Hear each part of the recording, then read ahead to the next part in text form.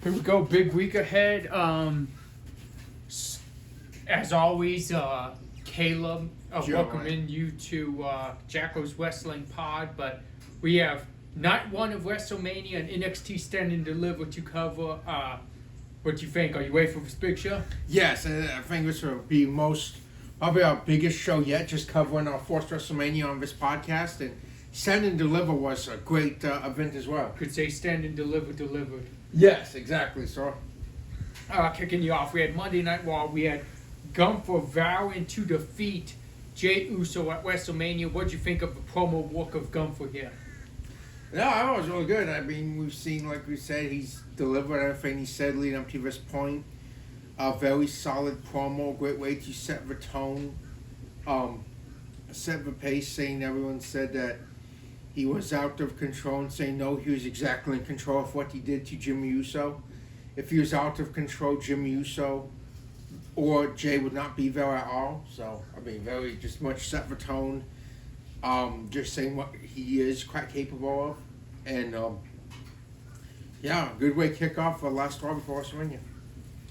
I couldn't agree more. I thought Gunther delivered like you were just saying. He said what he set out to do at WrestleMania, and he delivered it with intensity.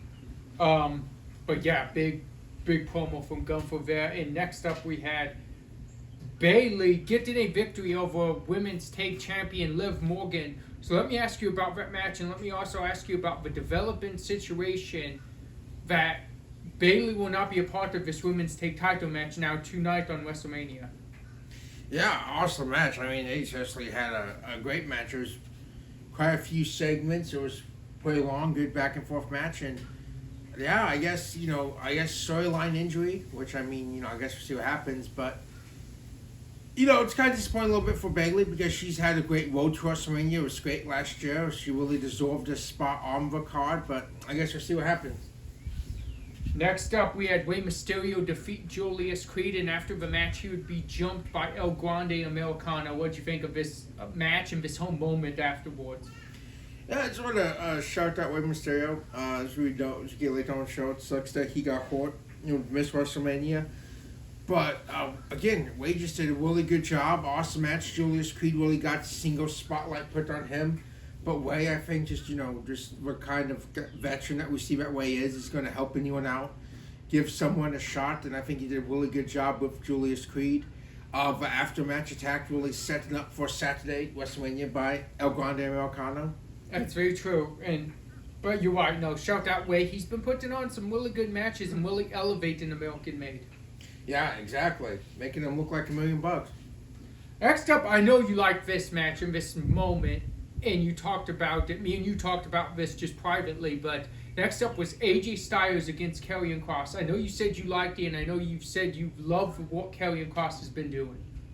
Yeah, no, Karrion Kross is so underrated, and obviously his contract's up. I really hope they push him more and they do renew his contract and he stays with WWE because his character work is so good. And yeah, great match. He wanted to get that intensity, wanted to get that meaner side of AJ Styles. He did so, like you pointed out, even, if you watch the match back or if you didn't catch it, he put his hands behind his back to take that phenomenal forearm because it's like he put himself as the sacrificial lamb to get that side of AJ Styles because he does not want him to lose to Logan Paul. Then after the match, he would help facilitate a beatdown on AJ Styles with Logan Paul. What'd you make of that? Yeah, no, that was kind of weird because he said if you lose, we all lose, but then he helps Logan Paul unless he, again, is just trying to get the more intense, more meaner, vicious side out of AJ Styles for WrestleMania. Maybe he's trying to bring that Pitbull back out of AJ Styles that some have said he's lost recently. Yeah, that's true. It's been dormant for a little bit. I think Kross was trying to, like you said, develop that side again. So before I ask you what you think of this Jey Uso promo, I just want to say this. I thought Jey Uso did a great job on the mic. I was just a little confused by coming out and doing the crowd antics on what I thought would have been meant to be a more serious promo because you're coming off of Gunther leaving your brother in a bloody mess. And I was just a little surprised that, again, not saying it wasn't a good promo, very good promo. Just a little surprised that it wasn't more of a serious promo and that he was still keeping the crowd into it. But hey, like I said, still good promo from Jey Uso. But what'd you make of this? I have to give you, it lacked that intensity, like you said, that stasis you're going for. Not bad. It's, we know it's became his fame. The yeet in and give him a crowd on it, which is cool. But no, like you said, it was a little.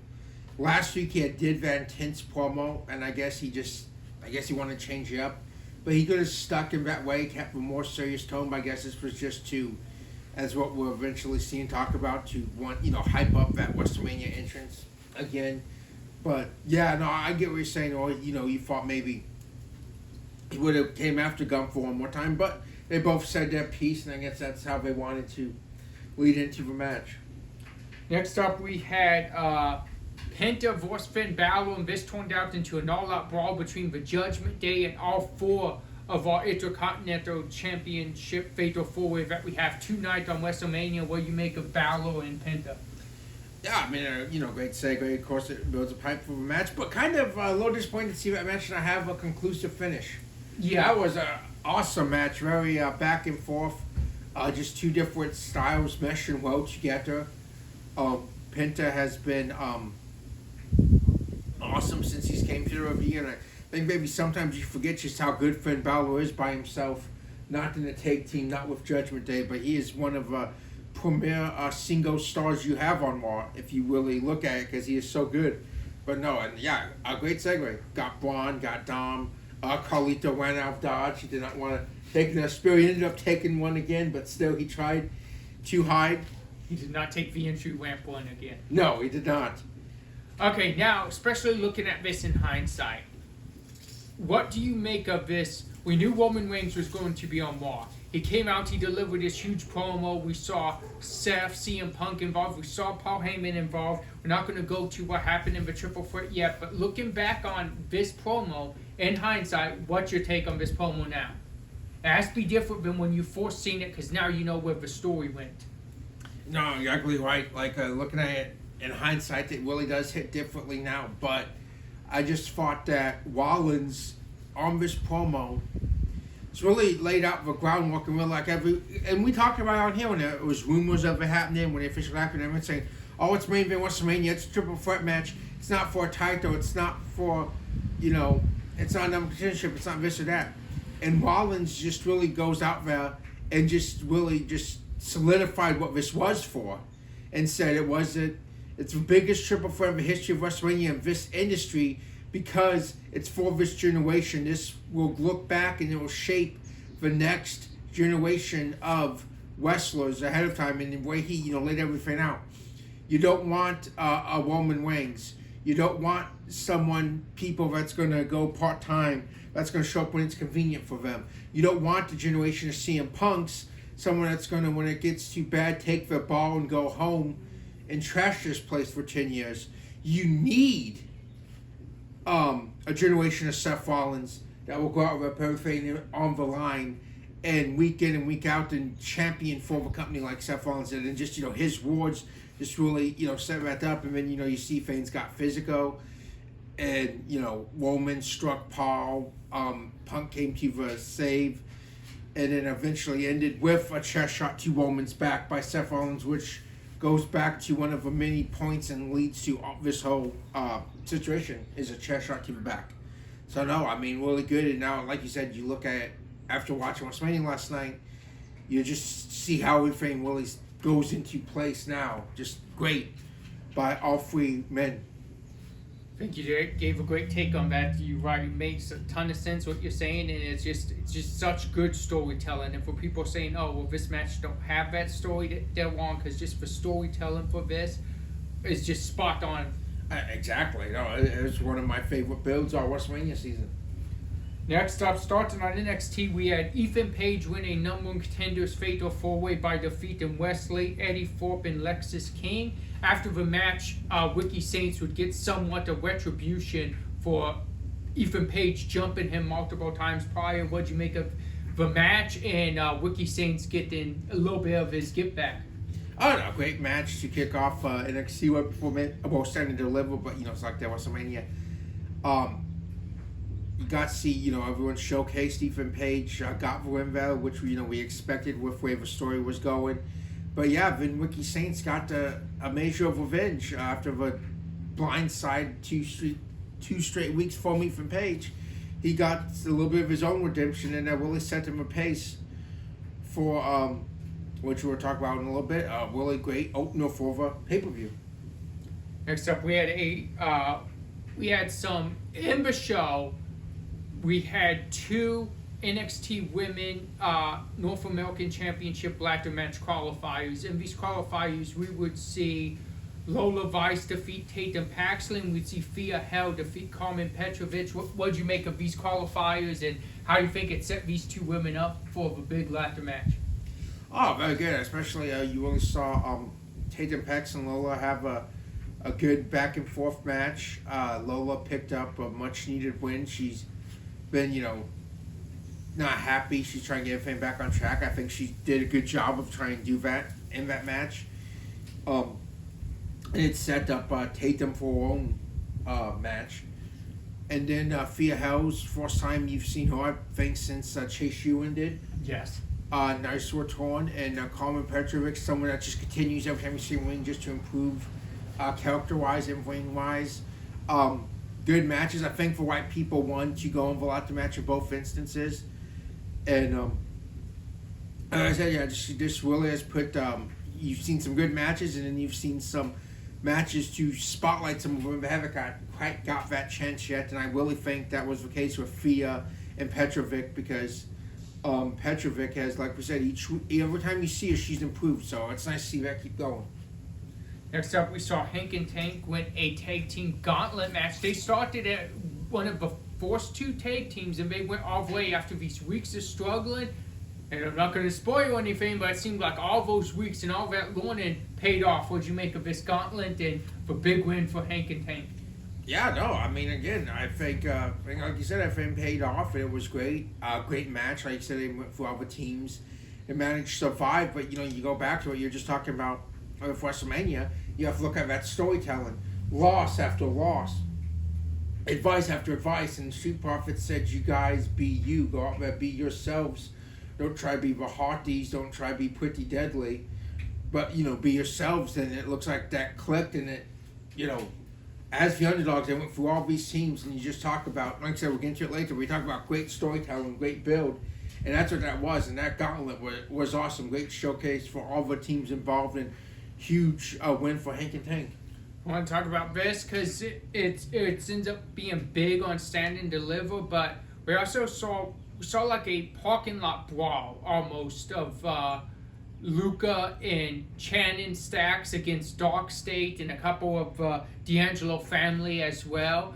And then we would find out that the leader of the family, Tony D, had nothing to do with this. And he was not a part of it, and he would tell Channing Stacks, don't go outside of what I'm saying, do for the family. You almost got the whole family in trouble. You almost got someone severely injured, and listen to what I'm saying. And he would say, understand. And you would see that look when he made the save, where Channing's just looking like he's really regretting and like really has an axe to grind against the leader of the D'Angelo family, Tony D. Like he feels like Tony D don't have everyone's best interest, only his own. But what'd you make of this big backstage parking lot fight, and then Tony D have to make the save? And again, we won't spoil anything, but a lot happened with that Stand and Deliver. Yeah, I know. Again, it's like you said, hindsight being 2020. But no, yeah, it was just Stacks acted as on his own. He's been doing a lot lately. Thinks that he knows what's better, not listening to Vadon. And Vadon had saved him, though. I mean, that's where his mistake, and it was not going in their favor until she made the call. Tony came there, bailed him out. And, yeah, I mean, they were both sides. I mean, it was just pure chaos backstage as Dark State and them were fighting, but it was most definitely going in Dark State's favor before Tony D made the save. But, yeah, no, awesome segment. Great way to build up to Stand and Deliver. Next up, we had a huge promo between Trick, Oba, Javon Evans. At the end of this big promo and this stare down, we would see Trick Williams and Oba kind of just throw Javon off to the side, but being Javon Evans had the last laugh and heading into Stand and Deliver, he was one standing tall, holding the NXT Championship. What'd you make of this whole promo? And again, we know what's going on, but looking at this, going into this triple threat, did it go from your two big monster type, your big built guys, Trick and Oba, going into it? Did this make you believe Javon Evans could walk out NXT champion? Yeah, of course. It showed that, like, they just throw him aside. He's the kid, so to speak, age-wise, to both of them are veterans and just a rookie wrestler himself, at least in NXT. But no, it showed you, hey, don't count him out. Don't toss him aside, as he had ended up getting the last laugh on both of the champion and the former champion and the two favorites going into the match. So, yeah, no, it says, hey, all it takes is a moment like that to capture a championship off guard when no one expects it. So, no, it really did, solidify Javon's case. Hey, I deserve to be in this match just like you two do. And, no, great build, and we've seen just that. Both of them have just kind of thrown him aside, not thought much of him. But he proved them wrong in that segment. Starting with SmackDown, I'm just going to lay you out like this and let you take it from here. Seth Rollins kicked off SmackDown, and he delivered a pipe bomb. What'd you think of this huge Seth Rollins pipe bomb? No, I've always very good. And like you said, a pipe bomb, he did it, CM Punk style, sitting, legs crossed in the middle of the ring, and just kind of let out his grievances, which is kind of like an interview he had done earlier in the week with Daniel Cormier. He mentioned some of that same stuff on there, talking about what he fought through, how he's, when he was hurt, and unfortunately about his stepdad's passing away last year at WrestleMania during that time, and everything he went through, but he was still there. He still showed up. He set out to finish what he said he was going to do. He was a shield for Cody, and everything he did during last year's WrestleMania build-up and weekend, and it's saying, it's true. He does not like CM Punk, and just being straight honest, and he wants to win WWE of CM Punk because he said, maybe he could prove him wrong, but he doesn't think he's going to. He thinks he's the same guy that left 10 years ago, and has everyone else fooled. And no, it was just, again, great going into WrestleMania. One last way to really hype up that main event for night one.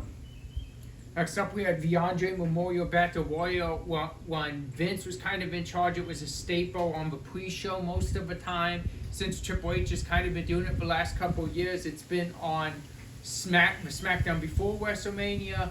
But the winner of this Andre Memorial Battle Royal was him. It was Carmelo Hayes. What did you make of the match, and do you think this solidifies maybe a after WrestleMania push for Carmelo Hayes? Fun match. Battle Royals are always, fun. George, like I said, it used to be on the pre-show, or at least sometimes it happened on the actual show itself. I still, kind of wish maybe they'd go back to that. Maybe do the Andre one, maybe do a women's one, like a China Memorial Battle Royal, do pre-show each night. They just fit them on the card. I mean, they're not long, matches. They're fun, but whatever way, yeah, I think it does. I mean, we've talked about it since we've started this podcast. Carmelo, week after week, he'd be in all these early on VIA, he'd be in these matches. You haven't seen him as much lately till the Battle Royal. More backstage segments, but no, a nice win. It's always nice to put your name on that trophy. There's, quite a few known people that's won that over the years. Jey Uso won that on a SmackDown, I believe, before the WrestleMania Tampa, when they first had crowd back after the pandemic, and look what Jey Uso did now. So I think that's huge for Carmelo Hayes, and yes, I'd love to see him get pushed going forward. He's such a good wrestler. His promos are great. He's just a good heel. He really is. So no, I think it will be. I think we're going to see more of a light. He's going to see more of a shine, and I'm calling it now. Next year, Carmelo will be on the WrestleMania card. He won't be on the Battle Royal over SmackDown before, but he'll have a spot on that card. I'm calling it now, in my opinion. I hope you're right. Next up, we had Rhea Ripley come out to address her WrestleMania opponent. She was interrupted by, of course, her WrestleMania opponent's Io Bianca. But the interesting thing about this was that was it. we saw when Bianca was going talk, Naomi would come out. And she would say that she's been trying to get hold of Bianca since that SmackDown with that great promo. And Bianca won't even answer her phone. She won't text her back, nothing. So she was coming out face to face to handle this. But then, of course, Jade Cargill would come out, and this thing broke down, and Io Sky was the last woman standing. What'd you make of this whole segment, and how they put both of these rivalries together going into WrestleMania?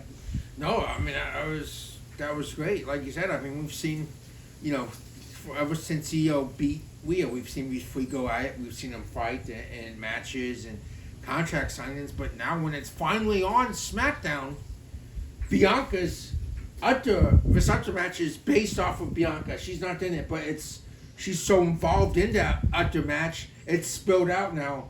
And they both, like I said, Bianca has not only worried about her two opponents at WrestleMania, she has to worry about her, are they friends, former friends? We don't really know where her and Jade stand right now. We know where she stands with Naomi, but she really, Jade didn't really get straight answers from Rita, but then Io's like, I don't care who. She's going to continue, make a point, and much like Javon Evans, you're not going to overlook me. I'm right here, like Bianca and Rhea has, and then she got two more Friday night. Next up, we had a tag title match. A little disappointed we could find some spot for you on WrestleMania, but it makes sense now because it got interrupted. We had the Machine Guns against the Profits. DIY would interfere, and now we know next week on SmackDown we have a triple threat TLC tag team. I'm assuming will main event for Friday night SmackDown right after WrestleMania. What'd you make of this match? And are you looking forward to this huge TLC match? Yeah, I'm with you. I wish it would have, like I said, spot on the card of WrestleMania. But no, awesome match. Two great tag teams, and yes, cannot wait for that awesome TLC triple threat tag team match for SmackDown after WrestleMania. But vignettes, the Mysterious Dark vignettes will also be next week, which everyone believes will be Aleister Black, which I do too, based on the nature of vignettes. Really kind of fit what he was doing before his release several years ago. So already, before even we got to WrestleMania, on SmackDown set you up for two huge feuds on the SmackDown after WrestleMania for next week, which is something to be excited for. And eventually we could be seeing a women's U.S. title match. We've seen Zelina Vega for 2 straight weeks on SmackDown pick up non-title victories over Chelsea Green. What'd you make of this match? This time she pinned her 1, 2, 3. No, I think it's great. I think a lot of people said that was maybe meant to happen last week. The count our way, the ref kept the integrity of the match, of the show, which is shout out to that referee. Popular decision or not, it's something they say Vince was always for, don't lose integrity, and it does. It keeps that some form of to it, which is awesome. And no, Zelina's picking up momentum. We haven't really seen Chelsea lose this much since she's been U.S. champion, so I think we will eventually see it, and I think right now the momentum's in Zelina's corner. We could possibly see a new United States champion as Zelina looks for her first singles title in WWE. Next up, we had LA Knight versus Solo. We saw LA Knight take out Tama Tonga earlier on in the night, making this what we thought was a singles match. But Jacob Fatu would get the jump, Braun Strowman would come out, then we got a tag team match. What'd you make of this match leading into it, and just the whole match, and LA Knight getting a little hand from the Monster Among Men? Yeah, no, like I said, awesome build. LA Knight has been an awesome United States champion, fighting champion. Got a little numbers got out of his way. Braun Strowman's been a helping hand to him. And yeah, like I said, great match, tag match going to WrestleMania.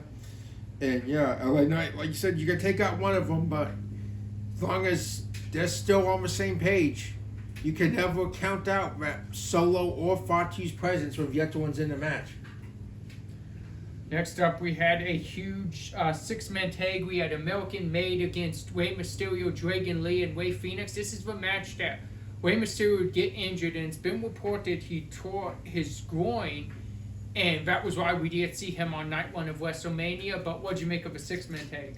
I don't know, it was awesome. I mean, you like we talked about before, you go and you have like a set theme. We saw Rey Fenix eliminate Chad Gable and Andre the Giant Battle Royal. We saw Grande Americano later come out and eliminate or get Rey Phoenix eliminated. And it sets up Rey Mysterio's like, let's set our wrist now. Dragon Lee and Rey Phoenix both got huge shot on SmackDown, team up with the Legend and Rey Mysterio. American Made, awesome match. It's just a shame that Rey Mysterio got hurt, but I still believe myself that Rey Mysterio had some part in maybe Rey Phoenix taking that spot too, because Rey's, like we mentioned all the time, awesome veteran, and he's always looking out for the next generation, the next set of up-and-comers, and I believe that he had somewhat input in his replacement myself. Next up, we saw the big blow-off promo. John Cena, Cody Rhodes rescinded with Cody standing tall once again with a crossroads on John Cena. What'd you make of this promo, and does Cody have all the momentum going into WrestleMania tonight? Right now, yes. In a physical way, we've seen it twice. Once it's got physical, Cody's got the upper hand. So far, John's only got the upper hand with a sneak attack and 2 other guys helping him at Chamber. But just very interesting, and these crowds are different, and we were talking about this a little bit, but it seemed like on Friday night, that crowd was more in John Cena's corner than they were Cody, and that's not always the place. It was just, Cody's more often than not. They've been, when we were overseas, they won Cody's corner. Most of the U.S. is, but this just seemed like an off crowd a little bit. And they more so were for John Cena, went for Cody a little bit, but they were sure though when Cody was the last one standing tall. But it's going to be very interesting to see tonight how this match goes down, who's for who, because yes, John Cena is for Hill right now, but is John Cena's last WrestleMania match. So, will crowd be for him? Will they be against him? Is it going to be like Hulk Hogan against The Rock? Because, a whole generation is growing up on John Cena that generation grew up on The Rock. Grew up on Hulk Hogan against Rock. So do we see some of that, do you think? I think that's possible. I think John's been doing his best to put Cody as that next top babyface. But, like you said, it could change, because I thought Hogan did a pretty good job back before WrestleMania 17 of doing the same. 18, of doing the same for The Rock, but it didn't work. So like you said, it may just, some people go back to what they know, and they've known John Cena as the WB guy for years. Exactly. You count, they say, it's clear before that, but as WB champion, WrestleMania 21, a 20-year, that's a generation right there. That's people that were kids like me and you who grew up with John Cena as that guy, just like, we're talking about Hulk Hogan. So be very interesting to see how the crowd is, see how this match unfolds. I cannot wait. But again, really gets you excited and amped up for that main event of WrestleMania. Very true. Next up, we start NXT Stand and Deliver. On the pre-show, we saw Gigi Dolan and Tatum Paxley become number one contenders for the women's tag titles. Of course, we don't know who they will verse on Tuesday night, but what'd you make of this Fatal 4-Way elimination match? No, it was fun, and thought we'd be on the card at first, but pre-show, but they did it really cool because it was pretty much right before the card. It was towards the end of the pre-show, so they pretty much got the same thing. Got around the stage. We saw, Tatum Paxley and Gigi Dolan, like you said, pick up the victory. Who will they meet? Raquel and Liv. Will they meet Lyra and whoever her partner is tonight? And also a story unfolding in this is after Roxanne asked Cora to be her partner, she abandoned Cora Jade and let her get beat in a match. So where does this go? But is Roxanne still in NXT after? Looks like she may get the women's title match on Tuesday. Yeah, that's true. Next up, we kicked off the actual show, non-pre-show, with Ricky Saints defending his title and retaining against Ethan Page. What'd you make of this opener? Awesome opener. Really set the pace up for an awesome show. Hard hitting. It was really hard hitting. Ricky Saints was bleeding from her mouth a little bit. That table spot where he just had food. Well, even like you said, the bulldog slam on the apron. We see that aggressive side out of Ethan Page, but Ricky Saints absorbed that and let his own aggressive side fly and ended up picking up a victory.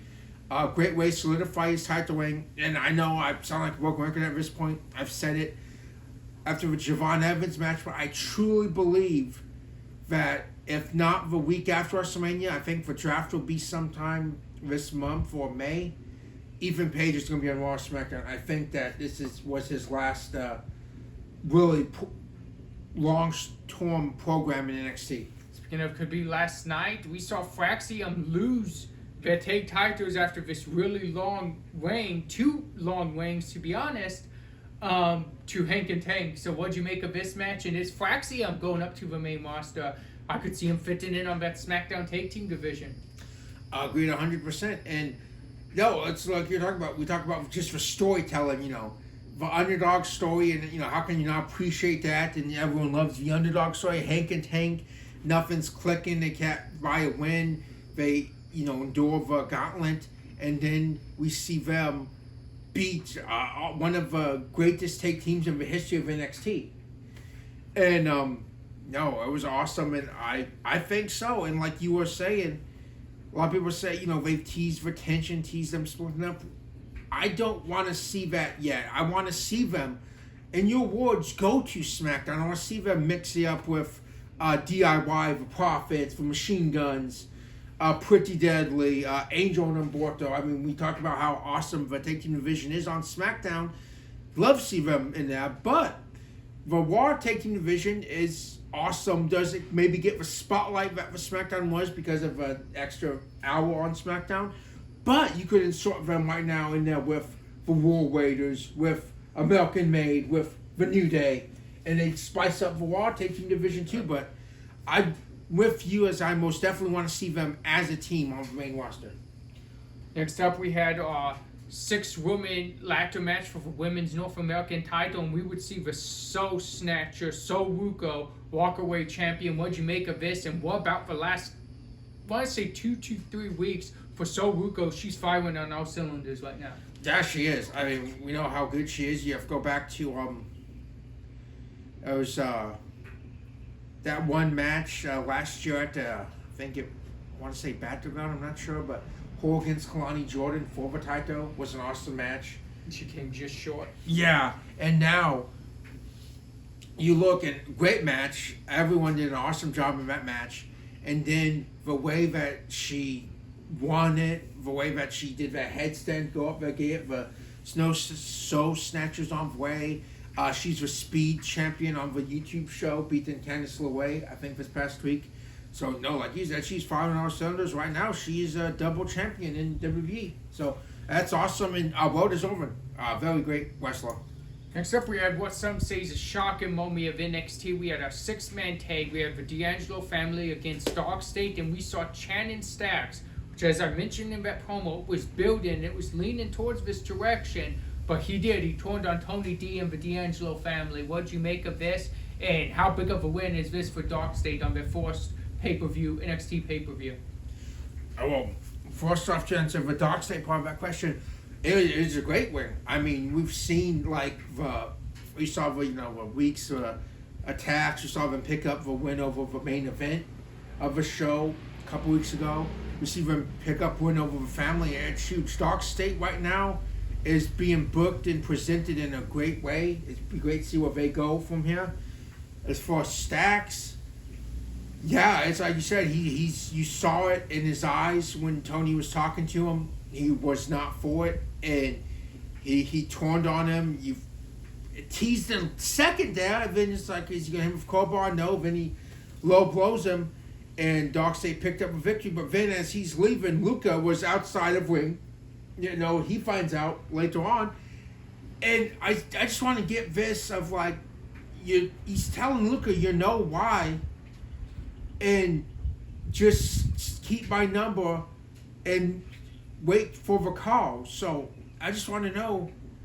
I don't know, that's just kind of an odd statement, kind of an odd promo, because is he saying he knows something that Tony D was doing? And that's why he wants Luca to know? Or is he just saying that it should be his family and he wants Tony D out of it? Either way. But it's very interesting of how he put that, because he's not mad at Luca. He's not mad at Wizzo.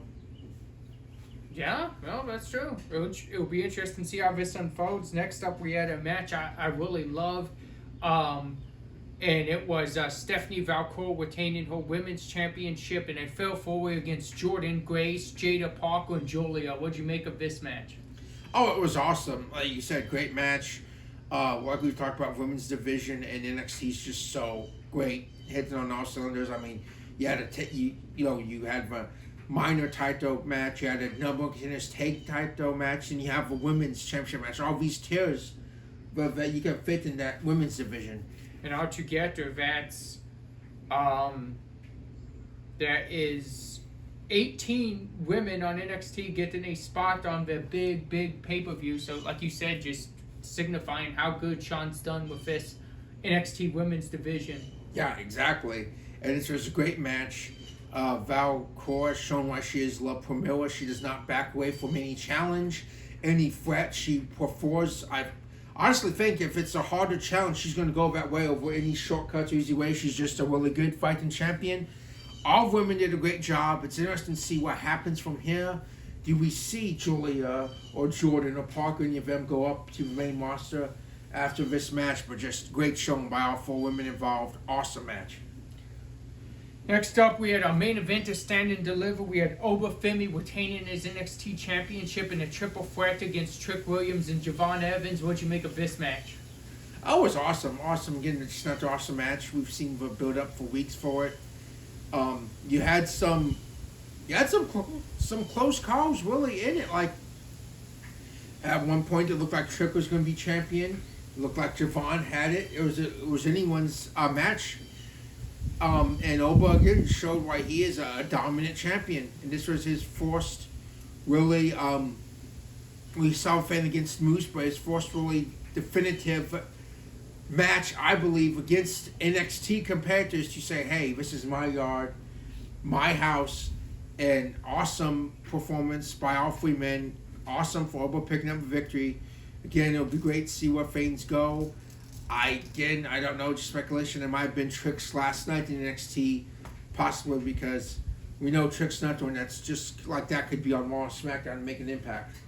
We're going to get to 2 things before we go WrestleMania. A couple things before we go WrestleMania Night 1. First off, we want to send congratulations to Lex Luger, Natural Disasters, Michelle McColl, the Legacy Hall of Fame, which included Nikita Volkov, Kamala, Dory Funk Sr., and congratulations to the iconic moment, which is Bret and Austin, WrestleMania 13, and the game Triple H. We want to sing congratulations on their well-deserved Hall of Fame inductions. Yeah, exactly. All well-deserved. It's great, like, he said, for Hall of Fame, for these people to get that respect and that honor to be in there. And especially just great speeches. Triple H really was an awesome speech. People were saying it was a little long. I mean, I had no problem with it myself. I just thought it was a great speech, just really the story of his career, his personal life, and the jokes that he was doing on purpose because Shawn had to get up in like 15 minutes, so he had messed with him. But no, awesome, and yes, well deserved for all those new Hall of Fame inductees. And then the next thing I want to do, so how we're going to do this is we're going to, completely separate from everything, we're going to each pick on the next pod our WrestleMania. Each one of us are going to pick a WrestleMania match of WrestleMania. So I'm going to leave that out here as I pick the match of the week. And on next week, before you pick the match of the week, we'll each pick our match of WrestleMania and see if they align or they may go in opposite directions. It depends on what both of us think. So we're going to do that. So because of that, we'll get to our match of the week and our MVP of the week now, because we're also doing MVP of WrestleMania as well before you do your match and MVP of the week on next episode. That sounds awesome. You have to change things up for WrestleMania. It's its own animal. It's its own entity. So we're going to take that Bayley Liv match from Raw. I would have put that Finn Penta match if we had a definitive winner instead of all the interferences, because I thought that was a really good match. We're going to go from NXT, and we're going to put that big fatal 4-way. We're going to put the tag team gauntlet that Hank and Tank really showed out in. And we are also we're going to go to SmackDown. We're going to put the LA Knight, Braun Strowman, Jacob Fatu, Solo Sikoa. I don't want to put Battle Royal in because that seems like it's too much of a automatic winner. A lot of people, a lot of cool moves to see, but I want to shout out that Battle Royal. And then I want to do the 6-man tag. Dragon Lee, Rey Fenix, Rey Mysterio against American Made. Go to NXT, and you could almost put every single one of the matches on this card. That's how good of a show it was on here. But I'm going to put 3. Going to put the 6-woman ladder match on there. Going to put the women's fatal 4-way for the women's NXT championship. And I'm going to put the main event triple threat on there. And for me, for picking, I am going to go with that women's fatal 4-way for the NXT Women's Championship. Like I said, that match, just all the moves, all the different setups, and everything they did together just looked like a well-oiled match. And it was just, in my opinion, a really great showing for all 4 women. And they say sometimes it's not about going over, it's about getting over. And every single woman in that fatal 4-way match got over, in my opinion. Agreed. Awesome match. Great match. And now for the MVP of the week. So I'm going to go MVPs of the week. And it's because there was this story and it was built. And we saw it over and over again, them coming up short. And then luck's not on their side, but getting advice from all these other tag teams. I think well-deserved MVPs of the week. Turning things around, starting the gauntlet off, going number 1 and winning the NXT Tag Championship. I don't think you could pick any other MVP of this week but Hank and Tank. Agreed. Everything you said is just awesome and most definitely deserved. And you have a fallback match of the week for us. Yeah, so, as we all know, John Cena's not done just yet, but tonight will be his last WrestleMania match in a legendary career, a generational career like we were just talking about. So we're going to go a little early on his one of WrestleMania matches, of main events. We're going to go to WrestleMania 22 again, like he chose that hardcore match between Edge and Mick Foley last week. It really was an awesome WrestleMania. We're going to go for main event. We're going to go John Cena against Triple H. And you look at the entrances for this match. Triple H really cool for Throne. I think that was the first time we heard the King of Kings entrance music, if I'm correct. John Cena, Chicago, the Mobster fame CM Punk was an extra for that entrance, who would debut just a few months later. And really awesome match. Really one of the things that really set John Cena up late as the guy. Just going through a well-established Triple H at that time, forced one-on-one encounter of many to come in both of their careers. But yeah, just shout out to John Cena. Like I said, tonight is the end of an hour WrestleMania-wise for a generation. Now we start off WrestleMania. This is night 1. This is huge. We have night 2 tonight, so don't forget to tune into that.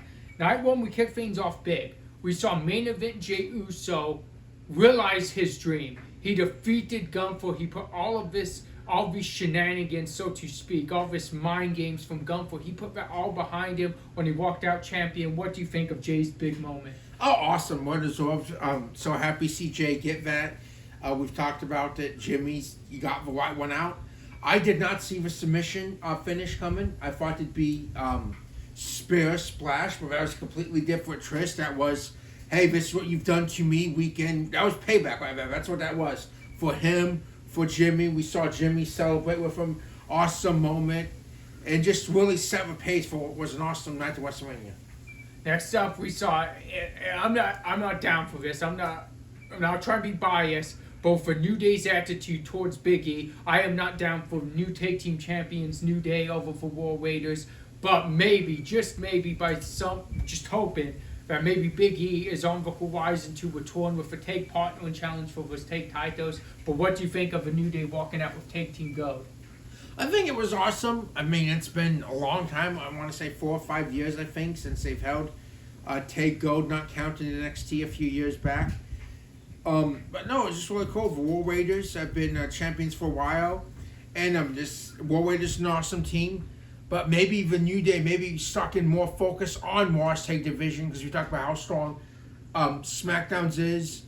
Raw hasn't been put in that spotlight, so I'm hoping just because of who the New Day are, the history, the legacy there, that maybe Raw's Tag Team division gets put in that same spotlight. But no, congrats to the New Day. War Raiders too. Awesome WrestleMania moment for both teams. Yeah, really good match. Next up we had what I thought was a underrated, really good match of WrestleMania Night 1. It was for singles women's title, non-title match. No steps, I believe, ever in WWE history. And it was Jade Cargill against Naomi. What'd you make of this match? Awesome match. We talked about the grudge. That's been going on ever since Elimination Chamber. Then we see the entrances, Naomi's different look, new music, completely changed up. She don't look the same. The awesome entrance for Jade, funny with for the Storm Tracker, and then just see how that came to be. And no, great match. And Jade picked up an awesome victory in that one. And Willow Cole not seen finish. We saw the electric chair drop, throwing Naomi in the air and catching her for powerbomb. I've never seen that before. No, me either. Amazing power. And speaking of amazing power, let's talk about our new WWE United States Champion, Jacob Fatu. He defeated LA Knight in our next match. What do you think of Jacob's big moment? Again, awesome, well deserved. Again, this was not a really good match. LA Knight went out about a few. I thought LA Knight had it won when he caught them with the moonsault with in-air BFT, but no, not great ring awareness on LA Knight's part, rope break. And then awesome match when he's Jacob Fatu, as big as he is, just throws his body, almost that like sit-on thing when LA Knight was laid across the turnbuckle.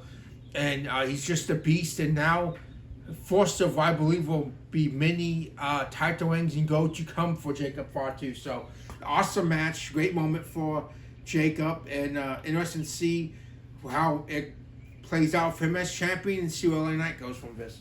Next, as I mentioned, Rey Mysterio couldn't make this match, so Rey Fenix replaced him. And we saw Chad Gable pick up his first singles WrestleMania win when he defeated Rey Fenix under El Grande Americano. We saw two WrestleMania debuts last night in El Grande Americano and Rey Fenix. Rey Fenix really got unfortunate for it, but gets his first WrestleMania moment. Seriously, it has to be almost a record time. 2 weeks. Yeah. 2 weeks in a WrestleMania match. A singles. Not just about Warrior.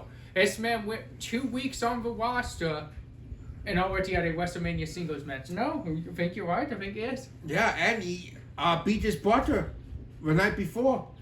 His brother was going to do it. His plan was set in motion. He thought he'd be it.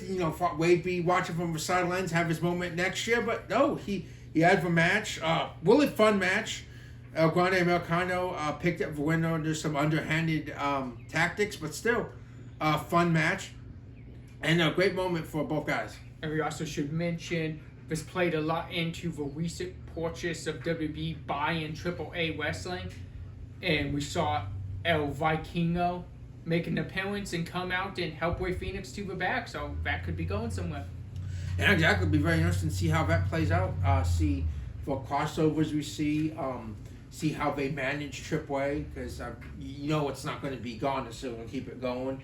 See, is the talent contract to WWE now too? I wonder. I don't know, but it's going to be extremely interesting to see how this partnership goes. The next up, this match has got a lot of flack for not being the prettiest, but I think it did what it was supposed to.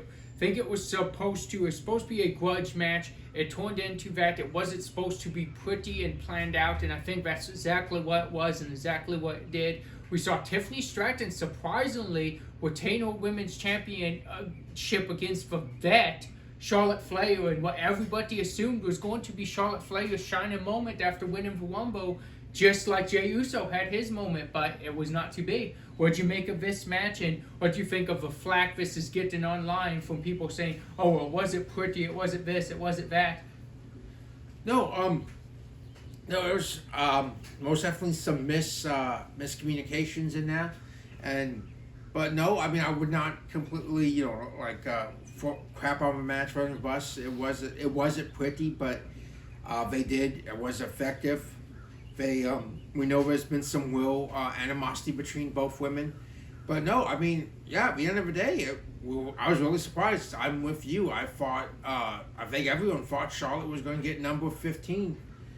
Be one away from her father, and great win that really just established Stratton as a main eventer, as a star of this next generation of women's wrestling, beating, like Michael Cole said, one of the greatest, if not the greatest, women's wrestler of all time in Charlotte Flair.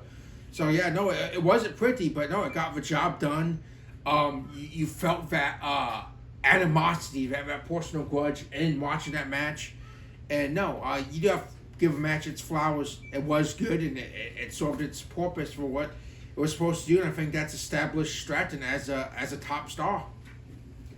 Next up, it's not often on WrestleMania you get a shot to be the match of the night and the moment of the night, but very much so with like the shock and the surprise, shock and awe, so to speak. This match had it all and could very well have done both of those things, depending on how you feel about it. But Seth Rollins won the megastar, most definitely superstar, triple threat between himself, CM Punk, and Roman Reigns, with the help of Paul Heyman when he turned on both of his Paul Heyman guys. What do you think of this match, and what direction is this going?